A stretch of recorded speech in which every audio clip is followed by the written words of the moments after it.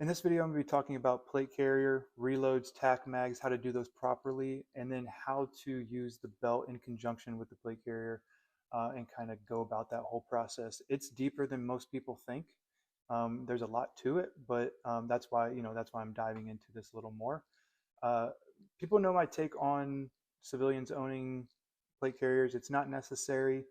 Um, but if you want to invest in it, like I'm all for it. Like I love training in plate carriers. I love adding that to my skill set. So if that's something you want to do, then you need to learn all this stuff, right? But like I said, scenario, you're never going to find yourself in using this, unlike your military and law enforcement. Okay, like they're going to find themselves using this a lot more. um, Now, before we get into the video, I do want to shout out my guys up in Lima, Ohio at B King's Firearms. The gun I'll be displaying in this video is their carbine, um, and it's a great product. They make great products. They're a great group of guys. I've known them for a long time, so please go check them out. B King's Firearms. Let's quickly talk about the basic setup of a plate carrier and belt. Basic loadout is 7 magazines for 210 rounds, 3 on the chest, emergency on the belt, 1 in the gun, and then I usually have 2 stuffed inside the cummerbund on each side of the front plate. Right now, I'm just rocking the 5 magazines, which is more of like a civilian setup. So this will be good for you to see your typical loadout. Orientation of all my stuff. Okay, you can see on my belt, my emergency mag is bananaed backwards. I'm never going to have it frontwards. Okay, I don't want it frontwards because I would have to dive down inside the magazine. It's just not efficient and it's not fast. All right, you always want to have this banana peeled back so when I pull up, it's oriented in the right way to go into the gun. I'm very particular on how this is set up. So like, it's not my way or the highway. I'm going to give you a couple different options, but like I do things a certain way, and there's a reason for that. You can see how my front magazines are oriented with the rounds facing to my right. It'll be your left, and the reason why that is because when I go for a reload from my plate carrier, I have to go a certain way because of shoulders. Everybody's shoulders are a little different, like the mobility inside of them. So I'm going to show you 2 ways to do it, right? But that's kind of like the orientation and setup of how things are. Now, when we're talking about reloads, we have to stop thinking as a plate carrier as a reload device. This is something that just carries all of our things that we want to keep on our person: magazines, medical gear, knives, radio, whatever it is. It's not your main source of reloads. My main source of reload is from my belt. Okay, shooting multi-platform, pistol, rifle, you want to keep things same. Like we teach that with all the techniques, but especially for reloading. Like I'm going here for my pistol. Like do the same thing for your rifle, right? Like it's right there. It's muscle memory and it's easy. It's faster. Okay, always go here first for reload. A lot of people want to just go straight for the plate carrier. You're going to be slower, and it's not efficient. It's not a good economy of motion there, right? But if if I have to, right? Like if you find yourself reloading from your plate carrier, you did something wrong.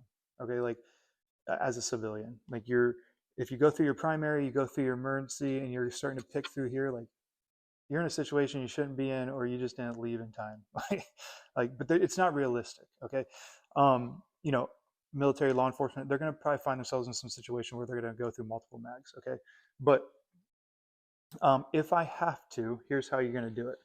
All right, so I've already gone through this because that's what I'm reloading first. Just throwing that out there. So this is gone, and I'm going for my second mag here. Obviously, I'm going to drop the magazine because I'm out of rounds. Here's my method. I'll show you the next one. I dive behind the magazine.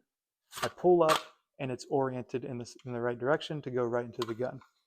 Now, if I have the rounds facing the opposite way, I'm going to have to like rotate my shoulder and come over the top and come up so it's oriented the right way when I pull out. My shoulder doesn't do that. It hurts. Okay, I'm not going to do that. So this is why I do it. There's your 2 options. Play with it. Pick one. Once you pick certain things that you're going to do, stick with it because you're going to see things can snowball really quickly, and things that you go for an emergency aren't there, or it's backwards or whatever. So that's why I'm very like meticulous about this stuff. All right, so I've gone for the reload, I insert, I finish the drill or whatever scenario I'm in. Do you think everything's over? It's not. Okay, like this is like one of the number one mistakes we see on the range or whatever is people don't know how to manage ammo, and it's a big deal. Okay, like it's very overlooked. But what do I have to do from here? Okay, what's gone? I have this magazine gone. I have my hip gone. All right. I'm going to go to the furthest magazine away that I have possible, which if it was over here, I'd go for that one. But I'm going to go for this one. I pull out and I always replace my emergency magazine first. Always.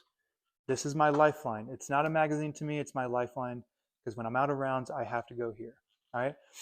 So I always replenish that one first. This can stay here if you want, but due to my muscle memory and what I'm used to, I pull it out and I reload it, or I input it back here to where I reload from. I always reload from this magazine holder. All right, it's just how I am, unless like I'm going through right, like, but I always put it back in its spot. Okay, scenario over. Now I'm set up for the next room, the next drill, whatever. Okay, nothing's backwards, or nothing's missing. Now, if we're going to set this up for tac magging,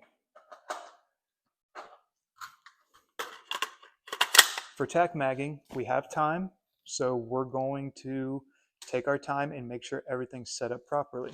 All right, so I come back in retention. I'm going to grab my furthest magazine on my right hand side. I'm going to grab this.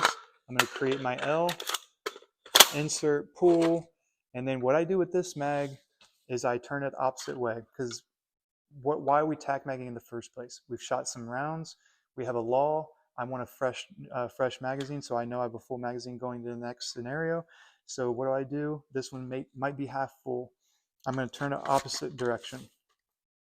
So why I do that is if I'm going through all my magazines and I get to this one, when I pull it and it feels all awkward, it's because it's like a mental note. It's like, oh yeah, it's like a half a mag, or it's not a full magazine, basically, right? So if I pull that and it feels awkward, I know what it means. That's all that is. All right, so that's how I tac mag. All right, it's pretty simple, but it gets messed up so much. People want to tac mag from their belt. That's emergency only. I'm not going to tac mag from there. If I do find myself tac magging on accident, just roll with it. It's fine. Like I tac mag, I pull, insert. I'm not going to stow this back in here. A lot of people are like, oh, I've seen it done. People stow this backwards so they know if I pull it, I know it's not a full mag. Well, that's dumb. You just set up your lifeline in the wrong direction with not a full magazine. Like we can see how dumb that is, right? So what I'm going to do, and I'm still taking my time, I'm going to grab my magazine from the furthest away, and I'm going to replenish that one, right? Put that in there, orient this in the wrong direction, and now I'm set up. It's kind of easy. Um, you can see like you're in that situation, your heart's pumping, like things kind of easy things kind of snowball and turn out really bad for you. That is how I reload and tac mag, and then how to use the belt in conjunction with each other. I hope you guys liked the video. Hopefully you found a lot of good useful information out of that. Uh, as you can see, it's a lot more difficult than you think. It's a muscle memory thing. Like if you're going to be one of those people who invest in a plate carrier and a belt and shooting multi-platforms, like you got to make this muscle memory. You got to train it, or you're just going to look like hot garbage on the range or in a scenario like things are going to be flying everywhere, things are going to be dropping. Like you have to be very meticulous and very punctual with what you do and how you do things, and be consistent. Okay, like that's the biggest thing. Be consistent. Like pick a way and stick with it, and then train the crap out of it. That's kind of like my biggest advice when it comes to this. You're potentially setting yourself up to save your life in the next scenario. So let that sink in, like, and do these things. All right, so again, thanks for watching, and I'll see you on the next video.